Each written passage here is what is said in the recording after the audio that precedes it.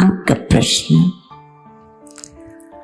Merit वालों के साथ मैं बहुत लंबे समय तक रही हूँ और बड़े जिज्ञासु लोग हैं, भावनाशील लोग हैं और कर्तव्यपरायण भी हैं। और एक थोड़े से सीमित लोगों के बीच में विरायतन के लिए बहुत सारा काम वहाँ पे लगातार करते रहते, प्रेरणा देने वाला मेरठ का विरायतन है। बिना किसी पब्लिसिटी के, बिना किसी प्रचार प्रसार के मेरठ के आसपास की जनता के लिए, जरूरतमंद लोगों के लिए समय समय पर जिस कार्य की विस्तार वे कर रहे हैं, मैं उन सबको सामूहिक रूप से धन्यवाद दे करके मैं आपके प्रश्नों का जवाब देना चाहती हूँ। प्रश्न पूछा है 24 तीर्थंकर क्यों, और इस बीच में हजारों वर्षों में ऐसे महत्वपूर्ण व्यक्ति हो गए हैं जिनके लिए हम कह सकते हैं कि वे भी कम महत्वपूर्ण नहीं है। तीर्थंकरों ने अपने कार्य में जिस तरह से एक विस्तार दिया है, उसी प्रकार से कई आचार्यों ने, और मैं एक आध दो घटना आपके सामने बता देना चाहती हूँ कि प्राचीन एक ऐसी परंपरा थी और गुरु ज्ञान देता था, शिष्य की जिज्ञासाएं हुआ करती थी, शिष्य को समाधान दे दिया जाता था। गुरु का ज्ञान और शिष्य उसका वो संकलन कर लेता और फिर शिष्य समय के साथ में वो गुरु बन जाता और फिर आगे अपने शिष्यों को वो उसी प्रकार से ज्ञान देता रहता और गुरु से शिष्य, शिष्य फिर गुरु, फिर शिष्य, यह वर्षों तक एक बहुत सुंदर परंपरा चलती चली गई और शिष्य भी बहुत सचेत थे, सावधान थे, प्रयत्न कर रहे थे कि वो इस प्रकार से उन शब्दों को, गुरु के ज्ञान को संभाल करके रख सके और इसीलिए उस ज्ञान को शुद्ध ज्ञान, गुरु के द्वारा प्राप्त किए हुए शब्द ज्ञान को उन्होंने शुद्ध ज्ञान, और वो शास्त्र का एक तरह से पर्यायवाची बना शुद्ध शास्त्र। मनुष्य है, समय के साथ में, ऐसा नहीं कि समय के साथ में कई परिस्थितियां इस प्रकार से बन जाती हैं कि जो सुना जाता है उसको उसी रूप में याद रख लेना, याद रख करके फिर उसको आगे दोहराना मुमकिन नहीं। थोड़ा सा उसमें कुछ शब्दों में, कुछ भाव में कहीं कहीं अंतर पड़ता गया। कुछ उस समय लिखने की परंपरा शुरू हो चुकी थी, लिखा जा रहा था, पर लिखने की परंपरा इतनी व्यापक न थी। प्रेस, प्रकाशन आज एक बहुत आसानी से जिस तरह से चाहिए उस तरह से शब्दों को आप ला सकते हैं, पर उस समय ऐसा था कि उस समय लिखना कठिन था, बहुत कठिन था, और लिखना भी उसके जो साधन थे वो इतने आसानी से उपलब्ध न थे। ये जो ताड़पत्र, इन ताड़पत्र के बंदों को पेड़ों से उतारा जाता था, उनको सुखाया जाता था, उनको इस प्रकार से स्मूथ किया जाता था रगड़ करके, फिर वो जो एक लोहे की एक छोटी सी शलाका हुआ करती थी उससे उसको कुरेद दिया जाता था और सूखी स्याही उसमें से भरती जाती थी और इस प्रकार से लिखा हुआ, इस प्रकार वो लिखा। जो अगर आपको किसी को याद हो तो पुराने जमाने में वो लोहे की नीब से वो एक बाद में वो एक परंपरा शुरू हुई कि उस सूखी स्याही में पानी डाल करके उसको डुबा करके फिर लिखा गया। पर पहले इस प्रकार की पद्धति न थी, उनको पता न था, तो उन्होंने लिखने की एक परंपरा उस समय थी नहीं। तो जब लिखा ही न जाए तो स्मृति में अंतर पड़ने लगा। लेकिन चूंकि लिखने की प्रक्रिया बहुत श्रम साध्य, पेड़ों के हरे पत्तों को तोड़ना, उसमें हिंसा होती है और एक तरफ में शास्त्र है जिसमें कहा है किसी भी जीव की हिंसा ना हो। और यहाँ तक कि प्राचीन आचरण ना आले ही जाओ, न लिखवे नहीं जाओ, ना लिखा जाए आदेश।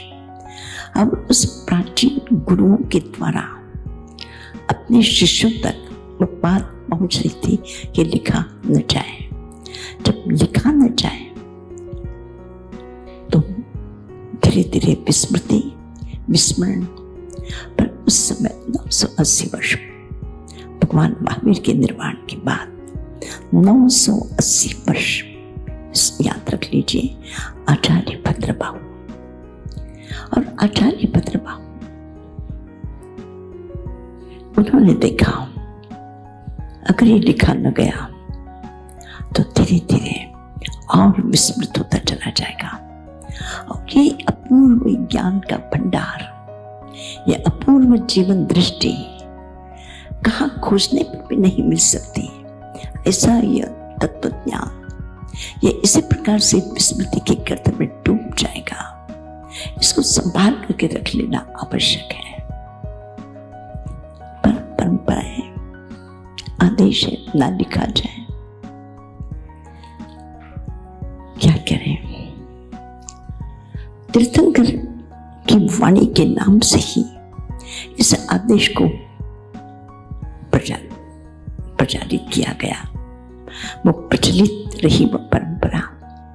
तो स्वाभाविक है बहुत सारे ऐसे आचार्य जिन्होंने लिखना इनकार किया, लिखना उचित नहीं है।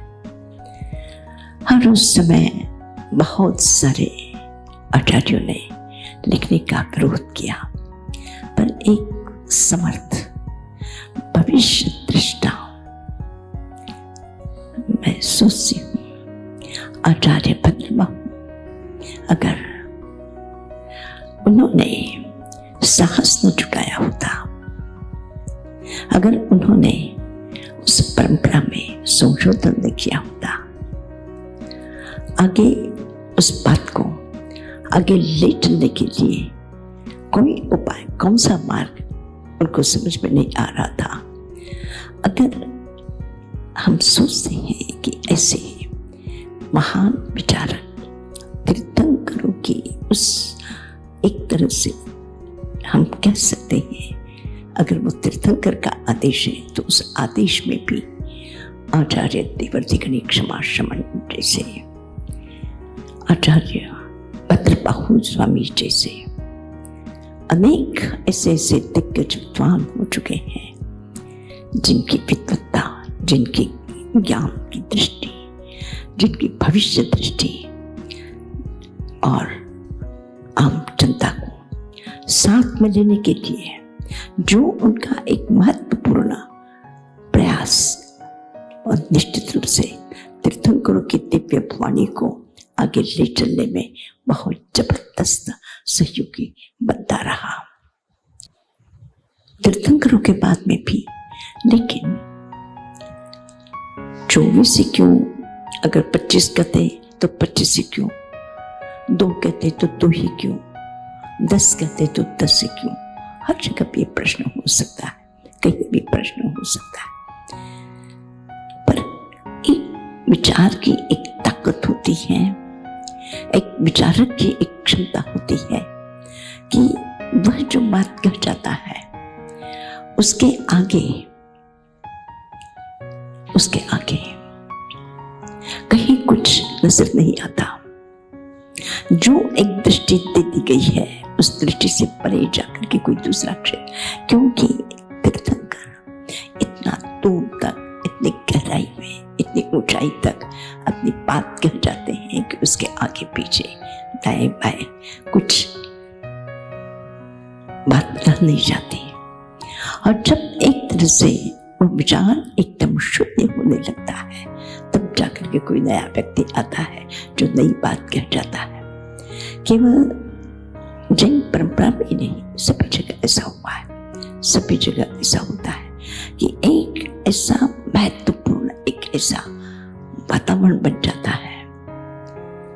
आज देश की आजादी के बाद गांधी जी, ऐसा नहीं है कि गांधी जी एक ही व्यक्ति उस हिंसा की बात कर रहे थे, पर गांधी जी ने जीवन के प्रत्येक क्षेत्र में जिस तरह से उस हिंसा को व्यापक बना दिया, अब ये दूसरा कोई क्षेत्र गांधी के ऊपर में जाकर के दूसरा व्यक्ति देश के पास अभी नहीं हो सकता है। आने वाले समय में और आगे कोई ऐसा व्यक्ति मिल सकता है कि गांधी की अहिंसा के आगे या गांधी के विचारों को आगे ले चलने वाला कोई और दूसरा मिल जाए जो उस जगह पे अपना स्थान बना ले। तो समय समय पर यह एक जनमानस होता है, जनता की बात को समझ करके उसको कहने वाला कोई प्रवक्ता होता है, कोई ऐसा विचारक होता है कि उनके जीवन के प्रश्नों का समाधान सही ढंग से समय पर दे सके। और इस कारण तीर्थंकर जो होते हैं वो समय के साथ होते हैं, सीमा के साथ होते हैं। उनकी किसी भी प्रकार से उनकी संख्या के लिए तो मैं ये 24 घंटे ही क्यों, हर दिन 24 घंटे में ही दिन क्यों पूरा होता है? हर दिन इतने ही दिनों के बाद ये महीना क्यों पूरा होता है? इतने ही महीनों के बाद वर्षों से वर्ष 12 महीने के बाद एक वर्ष क्यों होता है? एक व्यवस्था है, एक स्थितियां है। इस प्रकार ऋतु ऐसे ही क्यों होते हैं? वर्षा के बाद में शीत ऋतु आती है, शीत के बाद ग्रीष्म आती है, फिर ग्रीष्म के बाद फिर अपने ऋतु। उसी प्रकार से परिवर्तन विचारों का भी, मनुष्य के जीवन के साथ में भी प्रकृति में परिवर्तन है, विचारों का भी ऐसे ही सूक्ष्म परिवर्तन होता जाता है। चलता है व्यक्ति, चलते चलते चलते फिर विचारों में परिवर्तन आता है, फिर एक दूसरा विचार आता है, फिर वो और बदल जाता है, फिर आगे बढ़ता है, फिर संशोधन होता है, फिर वो और नीचे चलता है। तो इस प्रकार से परिस्थितियां हैं, परिस्थितियों के आधार पर एक ऐसा प्रकृति का नियम नहीं है, प्रकृति में कोई ऐसी व्यवस्था बना नहीं रखी, लेकिन ऐसा होता है, ऐसा ही होता है।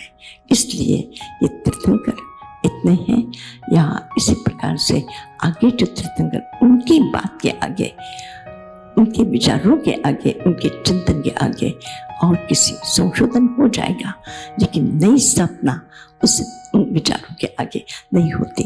इसलिए तीर्थंकरों के बाद उन आचार्यों का सम्मान हुआ है, प्रतिष्ठा हुई है, उनके नाम चले हैं, लेकिन तीर्थंकर के आगे जाकर के कोई तीर्थंकर, कोई आचार्य इतनी बड़ी बात नहीं कर सका जो तीर्थंकर कह सके। इसलिए उनकी अपनी आचार्यों की सीमाएं, तीर्थंकर असीम है।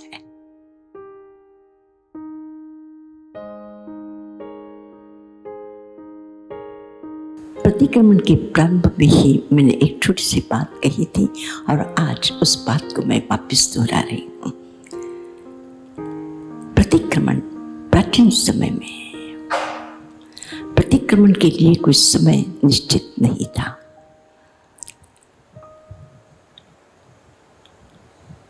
प्रतिक्रमण का जैसे अर्थ हम जानते हैं कि हमने कोई गलत काम किया है, उस काम के प्रति हमारे मन में उस कार्य के प्रति जो पश्चाताप का भाव है, उस पश्चाताप करते हुए हम स्वीकार करते हैं मुझसे ये गलती हुई है और अब मैं इस गलती को दोहराना नहीं चाहता, वो गलती मेरी गलत है।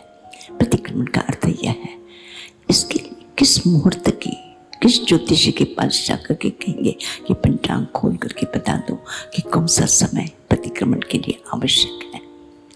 आपको प्यास लग जाए, मुहूर्त देखते हैं, आपकी नींद मुहूर्त देख करके आती है, और कल्पना करो कि आपके हाथ कुछ मिट्टी से, काम से कुछ सने हो, तो क्या आप अपने हाथ को धोने के लिए कुछ समय निर्धारित करोगे कि इतनी बजे, इतनी बजे, इतनी बजे? जैसे कोई बात हो गई, जरूरत पड़ी, आपने उस समय कर लिया, इसलिए कहीं कोई किसी भी प्रकार से उसके लिए अलग विधि विधान, समय, शास्त्र, नियम, कोई प्रतिबद्धता नहीं है। खुला है जीवन, खुला है जीवन। परंतु जैसे जैसे समय बदल जाता है, जीवन की गति और कर्म की गति तेज होने से हमें प्रत्येक कार्य को वापस दोहरा करके देखने के लिए समय नहीं मिल पाता। इतना तेजी से एक के बाद दूसरे के बाद तीसरा, चौथा, लाइनबद्ध, क्रमबद्ध समय के साथ काम चलता है। और ऐसी स्थिति में हम अपना पीछे की पृष्ठ पलट करके देख करके फिर उसको व्यवस्थित करने की दृष्टि से, या उसको संशोधन करने की दृष्टि से, या सुधार करने की दृष्टि से हम अपना समय नहीं दे पाते। इसके लिए एक व्यवस्था दी गई कि दिन भर में काम कर चुके हो, अब तो आराम का समय है। प्रवृत्तियां एक तरह से सब निपट गई हैं, अब तो जो वृत्तियां हैं उसी को देखना है, उसी को अपने साथ रहना है। तो दिन भर काम पूरा होने के बाद एक सूर्यास्त के समय विश्राम की तरह प्रकृति का एक अध्याय पूरा हुआ है। प्रकृति अपने दूसरे अध्याय की तरफ में यात्रा कर रही है, और ऐसे समय में हम एक थोड़ा सा शांत बैठ करके प्रकृति के दूसरे अध्याय की शुरुआत को हम देख सके, शांति से देख सके, शांति से बैठ सके, शांति से अपना चिंतन कर सके, स्वाध्याय कर सके, अपने जीवन के उन पृष्ठों को पलट करके उसमें से जो भी अशुद्धियां हैं, उस अशुद्धियों को हम साफ कर सके। इसके लिए शाम का प्रतिक्रमण और सुबह का प्रतिक्रमण, जिसे हम रायसी प्रतिक्रमण कहते हैं, एक देवसी और एक रायसी। मतलब देवसी का मतलब दिन भर में हमने कौन से गलत काम किए, और रायसी का अर्थ है रात भर में हमने स्वप्न में ही क्या क्या देख लेते हैं, निद्रा में भी कितनी व्यर्थ की चीजें हमारे मन पर तैर जाती हैं, और किसी से हम खो जाते हैं। अगर दिन भर में अगर शांति से सोए, काम किए, तो रात आराम से सो सकोगे कि तुम अपने आप को भूल जाओगे। लेकिन जहाँ नींद उतरती है वहाँ स्वप्न की शुरुआत होती है, और वहाँ पे निद्रा में, बेहोशी में, न जाने कितनी कितनी व्यर्थ की चीज़ों में हमारा समय, इसे ही शांति के अक्षर हम ज़्यादा थक जाते हैं। और सुबह उठते हैं तो खुशी से नहीं उठ पाते, थके थके से उठते। नींद तो हुई, पर जिस तरह से फ्रेश होना चाहिए, जिस तरह से ताजगी आनी चाहिए, ऐसा नहीं होता। इसका एक ही मात्र कारण है कि रात को हम आराम से सो नहीं सके।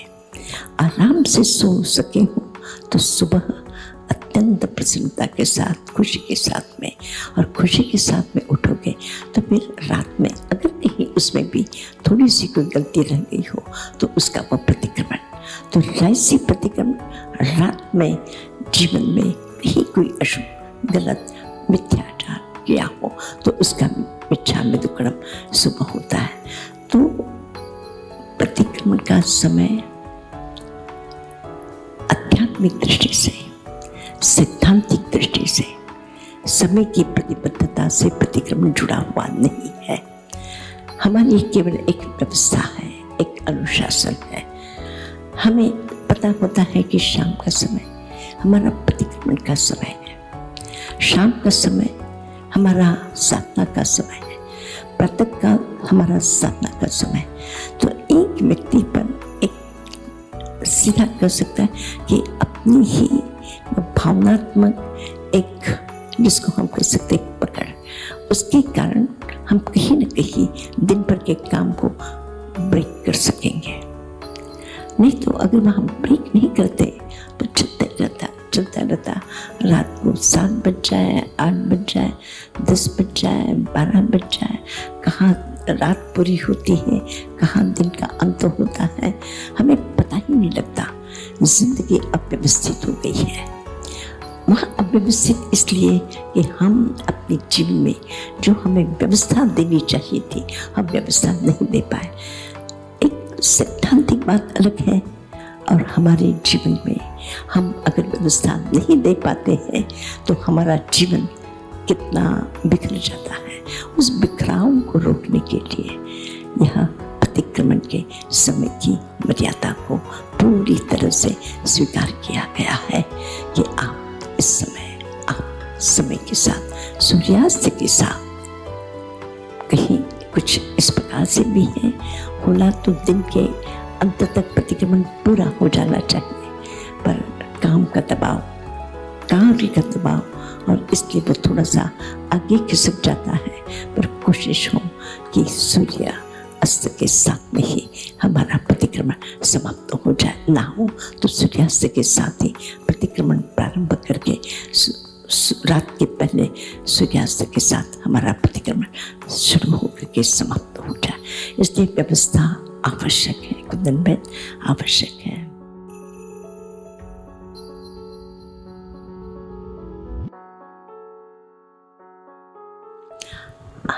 ये प्रश्न मैं आपसे ही पूछ लूं, आपसे ही पूछ लूं, अगर हमारी सारी अपेक्षाएं पूरी होती हो तो ढेर सारी अपेक्षाएं कर लो। सुखी हो सकते हो अपेक्षाओं से, ये चाहिए, वो चाहिए, इसको चाहिए, वो चाहिए, इसको ये करना चाहिए, उसको वो कर। अगर आपकी अपेक्षाएं पूरी हो तो ढेर सारी अपेक्षाएं कर दो। क्यों नहीं करोगे? अपेक्षा करने के लिए कहीं बाहर थोड़ी खोजना पड़ता है कि किसी को पूछना पड़ता है कि मैं अपेक्षा करूं या ना करूं। भीतर से अपेक्षाएं बढ़ती जाती है, बढ़ती जाती है, बढ़ती जाती है, और जितनी पूरी होती है अपेक्षाओं का तो अंत ही नहीं। अपेक्षाएं करने से अगर व्यक्ति प्रसन्न होता है, सुखी होता है, खुश रहता है, तो जरूर करनी चाहिए। पर जहाँ अपेक्षा होती है उसके साथ जब उपेक्षाएं हो जाती है तो उपेक्षाओं को भी प्रेम से अगर स्वीकार करने की अगर हमारी स्थिति है तो हमें कोई दिक्कत नहीं है। अपेक्षा के बाद अगर आपकी अपेक्षा की उपेक्षा होती है तो उपेक्षा होती है तो उसको भी आप शांति से अगर स्वीकार कर लेते हैं तो कोई दिक्कत नहीं। रखिए अपने अपेक्षा कि मैं इसको ये कहा कि तुम ये काम करो और उसने नहीं किया, कोई तर्क रखा, कोई प्रश्न रखा, और अगर वो नहीं होता है एक तरह से आपकी बात की उपेक्षा आप उसे प्रेम से स्वीकार कर लो, कोई दिक्कत नहीं। यहाँ से नहीं तो कहीं और प्रयत्न करें। तो मैं कहती हूँ अपेक्षाएं पूरी हो, जरूर अपेक्षा रखिए। आपकी अपेक्षा की उपेक्षा होती हो और तब भी आप अगर प्रसन्न हैं तो जरूर जरूर अपेक्षा करिए। कहाँ तक जाओगे? दुनिया आपके कंट्रोल में है, और जब आप अपेक्षाएं पूरी होते हुए देखते, एक से दूसरे से तीसरे से, घर से बाहर से, पड़ोसी से, दुनिया से, देश के नेताओं से, दुनिया के नेताओं से, पड़ोसियों से, सबसे आपकी अपेक्षाएं बढ़ती है, और हम देखते हैं बेचारी अपेक्षाएं रात को मुरझा करके, जैसे वृक्ष के फूल सूख करके जब से नीचे जमीन पर गिर जाते वो मुरझा जाते हैं, उसी तरह से सूर्यास्त के समय दिन भर की हमारी अपेक्षाओं के जो फूल हैं वो गिरते गिरते सुबह जमीन पर वो बिखरे पड़े हैं। हमारी अपेक्षाओं का ये बुरा हाल है। अच्छा लगता है आपको इस प्रकार से जमीन पर वो मुरझाए हुए फूल बिखरे पड़े हों, उसको देख करके अगर खुशी होती हो तो कर लो अपेक्षा। सोचो, देखो ये जमीन भी कितनी सुंदर लग रही है इन मुरझाए हुए फूलों से। अगर अच्छा लगता है तो कर लो भाई अपेक्षा, अपनी इच्छा, अपनी व्याख्याएं हैं, कर लो। पर अगर इससे विषाद होता है, दुख होता है, ये अपेक्षाएं की, मैंने इससे अपेक्षा की पर मैं दुखी हुआ, उससे अपेक्षा की पर मेरा काम न हुआ, उससे बात की मैं चाहता था ऐसे नहीं हुआ, छोड़ दो अपेक्षा करना।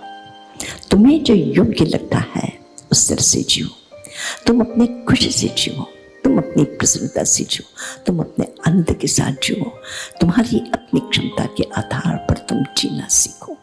तुम अपनी इच्छाओं पर नियंत्रण करके एक तरह से अपनी जो वो एक चक्रबाज है वो चित्त, उसको कहो कि चुप रहो, वो शांति नहीं रहता, उसको आदत है, चलता रहता है बिना वो इलेक्ट्रिसिटी के बिना आपकी छोटी सी घड़ी नहीं चलती, पावर के बिना आपकी कोई मशीन नहीं चलती। पर इन अपेक्षाओं के लिए कभी कोई फ्यूल देना पड़ता है, कभी कोई इलेक्ट्रिसिटी का पावर देना पड़ता है। बैठे ठाने चलता रहता है। कंट्रोल कर दो उसको, बंद करना भी हमारे हाथ की बात है। जितनी अपेक्षा अपना जो करना है उसमें कम मत करो, अपनी तरफ से जो भी हो सकता है उसमें कभी भी कम मत होने देना। अपना जो लगता है कि मुझे ये करने से खुशी होती है उसको तुम करते चलो। जहाँ लगे कि मेरी खुशी की सीमाएं है, अपने आप को समेट लो। अपने कार्य को करते हुए अपने को लगेगा कि मुझे इससे आगे नहीं बढ़ना है, चुप हो जाओ। तुम्हारा जीवन स्वतंत्रता से जीने का तुम्हें अधिकार है। कहाँ तक चलना है, किस दिशा में चलना है, तुम्हारी खुशी की बात है। लेकिन खुशी के साथ में, प्रसन्नता के साथ में अपनी जो जिंदगी है उस जिंदगी को स्मरण रखना, उस जिंदगी को बस अच्छी तरह से जीने का दायित्व हमारा अपना है। और उसी दायित्व पर उन अपेक्षाओं को समेटो, उन अपेक्षाओं को लो। तो चाहे जन्म के साथ ही माँ एक बालक को जन्म देती, ये बड़ा बनेगा, ये बहुत बड़ा बनेगा, फिर माँ बाप की सेवा करेगा, फिर अपने परिवार को संभालेगा। फिर बेटा सोचता है मैं माँ का बेटा, इसका भरण पोषण, इसको संगोपन, इसकी व्यवस्था, इसकी खुशी में खुशी, ये माँ का दायित्व, ये पत्नी का दायित्व। दूसरों के कर्तव्यों की परिभाषा और सीमाएं और व्याख्या करने की अपेक्षा अपने को क्या करना चाहिए, इस विषय में सच्ची साधना तपश्चर्या है कि सामयिक है या प्रतिक्रमण है। सच्ची साधना हम अपने जीवन को कितना आनंदपूर्ण बना करके प्रसन्नता से जीवन जी सकते हैं, इस विषय की जो हमारी क्रिएटिविटी है, जो हमारी निर्मिति है, जो हमारा स्वयं का अपना चिंतन है, बस वही सही साधना है, वही सही तप है। और लिया है तो खा करके भी तप है, और अगर ये नहीं है तो फिर तप भी थोड़ा सा प्रकाश जो दे सकता है या तेज दे सकता है उसकी अपेक्षा कुछ और ही दे देगा। तो आज हमारी साधना को हम कहीं भी विकृत न होने दें और हमारा जीवन अपेक्षा जितनी कम से कम कर सके, जितनी अपेक्षा कम से कम कर सके, उतना ही आप अधिक से अधिक आनंदपूर्ण जीवन जी सकेंगे और सही अर्थ में सार्थक बन करके आगे बढ़ सकोगे और अपने जीवन को सार्थक कर सकोगे। गृहस्थ जीवन, चाहे साधु जीवन या साधक का जीवन हो, चाहे उपासक हो, चाहे कोई भी क्यों ना हो, कर्तव्य के प्रति पूर्ण निष्ठावान, अपने लिए योग्य क्या है उसके प्रति पूर्ण सजगता, और बाकी दूसरों के विषय में कोई ज़रूरत हो, कोई पूछे, उसको मार्गदर्शन दे करके फिर उन शब्दों के तुम जिम्मेदार नहीं हो, उसको अलग करके अलग हो जाओ। आगे का प्रश्न।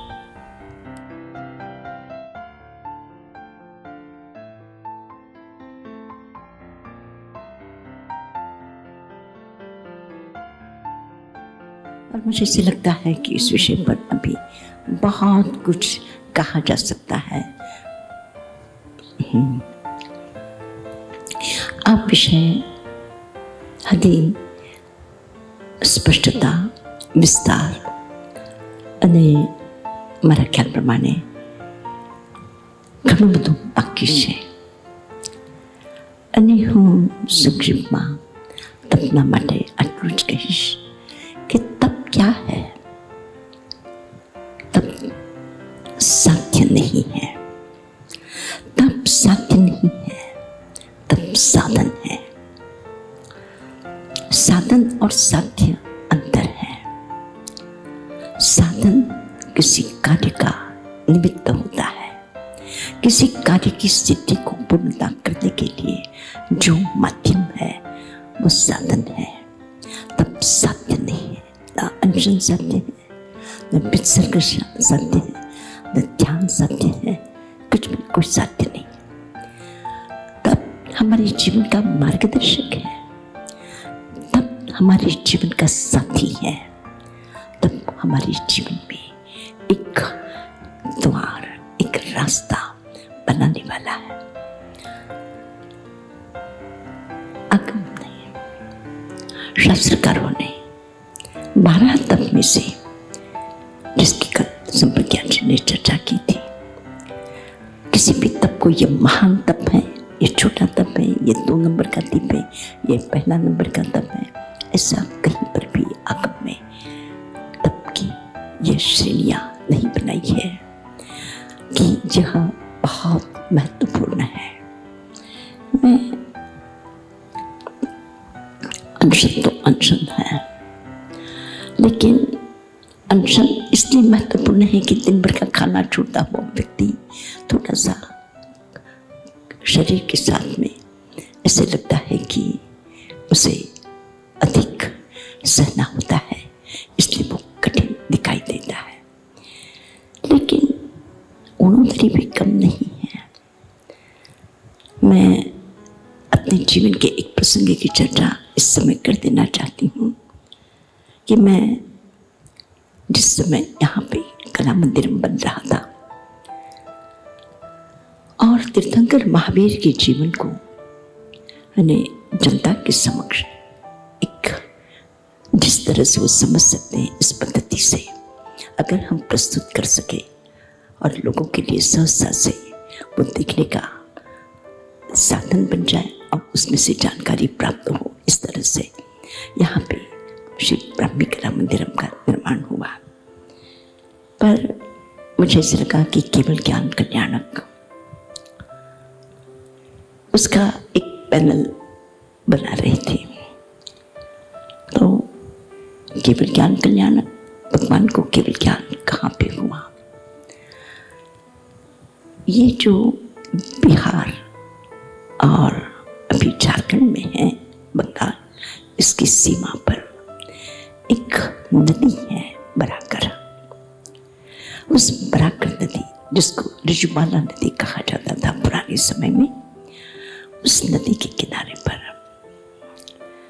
एक जगह है जहाँ एक छोटा सा आज भी मंदिर है। उस नदी के तट पर भगवान को केवल ज्ञान हुआ।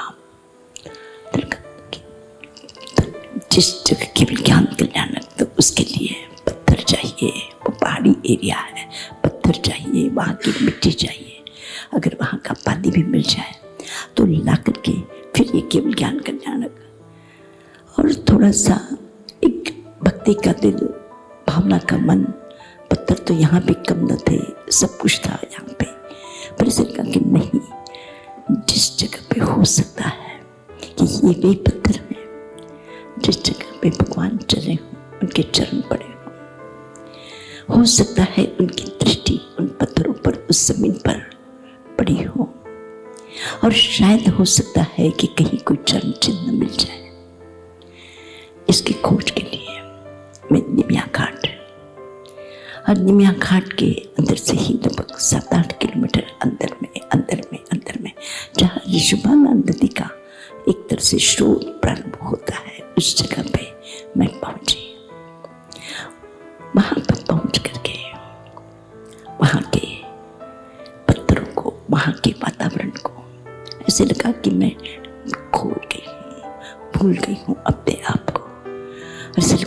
यहाँ से, इस जगह से कहीं जाना नहीं है। कितने दिन रुकना है? 1 दिन, 2 दिन, 4 दिन, 10 दिन। दिन पर दिन निकलते गए, एक एक पत्थर इस जगह से, उस नाले के, उस पहाड़ी के, इधर उधर एक एक पत्थर, और अपने ही कपड़ों में इस तरह से पत्थर। व्यवस्थाएं बहुत कम थी। वापिस 7-8 किलोमीटर पैदल चलना है, कोई साधन नहीं था। ऐसे ही रास्तों के, जंगलों की पगडंडियों में से गुजरते गुजरते वहां पे आ जाते। सुबह जल्दी निकलते, शाम को फिर लौट जाते। एक दिन उन पत्थरों की तलाश में बस मैं ऐसे ही एक जगह बैठी थी। साथ में हमारे लिए जो भोजन आया था, वह भोजन, हम 6 लोग थे। तो 6 लोग थे तो 2-2 रोटी और 1-1 चम्मच भात, और वही उसमें थोड़ी सी सब्जी। इस तरह से तो हम एक पेड़ के पास, एक छाया में, एक पगडंडी पर बैठे थे। इतने में ऊपर से पहाड़ से लकड़ियां ढेर लेकर के 4-5 आदमी वहां से उतरते हुए आए, और जहां हम भोजन कर रहे थे वहां वो लोग भी खड़े हो गए। मैंने कहा, आओ बैठो, हम लोग खाना खा रहे हैं, तुम लोग भी खा लो। साथ में जो लोग थे वो थोड़े से देखते रह गए कि हमारा भोजन तो विराटन का किचन नहीं है, जो भी आ जाए, जब भी आ जाए, जितने भी आ जाए, वहाँ कोई हिसाब किताब नहीं होता, आराम से भोजन करके चले जाए। ऐसा नहीं होता। लिमिटेड भोजन था, उस छोटे से डिब्बे में उतना सा भोजन था। और जब मैंने कह दिया तो सब लोग चुपचाप देखते रहे। मैंने उन सब लोगों को 1-1 रोटी और उस पर थोड़ा-थोड़ा भात और उसी पर सब्जी दे करके उन सब लोगों को भी 1-1 करके 4-5 लोगों को मैंने दे दिया। देने के बाद में फिर अपने जो लोग बैठे थे उन सबको दे दिया, और सब लोगों ने भोजन किया। स्वाभाविक था, भोजन जहाँ 2 रोटियां मिलती थी, अब वो 1 ही रोटी, जो थोड़ा सा भात चम्मच भर के मिलता था, वो थोड़ा सा चम्मच छोटा, इतना। भोजन करने के बाद में मैंने सबसे पूछा, भूखे तो नहीं हो तुम लोग? आज भोजन कम होने से कोई परेशानी तो नहीं है? कोई परेशानी तो नहीं? और मैंने भी उसी तरह से 2 रोटी में से 1 ही रोटी। और मैं कहती हूँ कि उस उनोदरी में इतना संतोष, इतना समाधान कि हम उनोदरी के भोजन को कम नहीं करें, किसी के काम में आ जाए, किसी के काम में आ जाए। और हमेशा मैं कहती हूँ कि एक छोटा सा तन कल्पना करके भोजन का समय है, आप भोजन कर रहे हैं, अचानक कोई द्वार पर आप निमंत्रण दे दे और आप उसे घर में लाते हैं, एक द्वार पर खड़ा है, मत कहो कि भोजन के समय इसको आना था, खाने के समय इसको आना था। देखो और कहो, अतिथि देवो भव, वो देवता तुम्हारे घर में उतर आया है, कहोगे आओ, लो मैं कर रहा हूँ, तुम भी इसमें से करो। कभी मौका मिले तो जिंदगी में कभी भी उस अवसर को हाथ से मत जाने देना कि खाने बैठे हो और कोई आ गया तो अरे इसी समय उसको आना था, अभी आना था, बैठो उसी को थोड़ा सा राह देखो। देवता पंडित के आपके घर पे आया है, उसको भोजन के समय उसको भी सम्मान के साथ में अपने भोजन में से थोड़ा सा दे देना। यह अंजन से भी उनोदरी महान है। कौन कहता है कि अंजन से, मैं इन सब तपों के संबंध में अगर बात करूं, उनोदरी से भी रस परित्याग बहुत बड़ी साधना है। रस परित्याग माना है लोगों ने जो भी कुछ किया है, बात अलग है, लेकिन नहीं है नमक सब्जी में, क्या फर्क पड़ता है? नहीं लेना है नमक ऊपर से, जैसा है उसको उसी रूप में स्वीकार कर लो, खुशी से स्वीकार कर लो। दूसरों की दृष्टि से अनशन महत्वपूर्ण हो सकता है, लेकिन आपके लिए वह रस परित्याग भी उतना ही महत्वपूर्ण है। मैं उन तमाम लोगों से कहना चाहती हूँ कि यह ऐसा आसान नहीं है। हर वृत्ति संक्षेप हमारी प्रवृत्ति का संक्षेप करने के लिए नहीं करें। तब में एक प्रवृत्ति है जो हम बाहर में काम करते हैं, अब वृत्ति जो हमारे अंदर में विचारों की जो दुनिया में जो भटकाव है। तो प्रवृत्ति के त्याग की बात नहीं कहते कि तुम काम छोड़ दो, तुम यह काम मत करो। कहा कि एक क्षण का भी प्रमाण तुम्हारी जिंदगी के लिए ठीक नहीं है। वहां तो तुमको काम पर नियंत्रण नहीं है, लेकिन अपनी जो वृत्तियां, जो विकल्प, जो भीतर से जो झंझटें चलती रहती है, उसको संक्षेप करो, उसे छोटा कर दो, उसे सीमित करो, उसे नियंत्रित करो। उसे कहो कि नहीं, तुम्हें इस तरह से दौड़ धूप करने की जरूरत है। तुम्हारी वृत्ति के विस्तार से मुझे परेशानी होती है, मुझे इस प्रकार से भीतर की झंझटों से कोई लेना देना नहीं, छोड़ करके खड़े हो जाओ।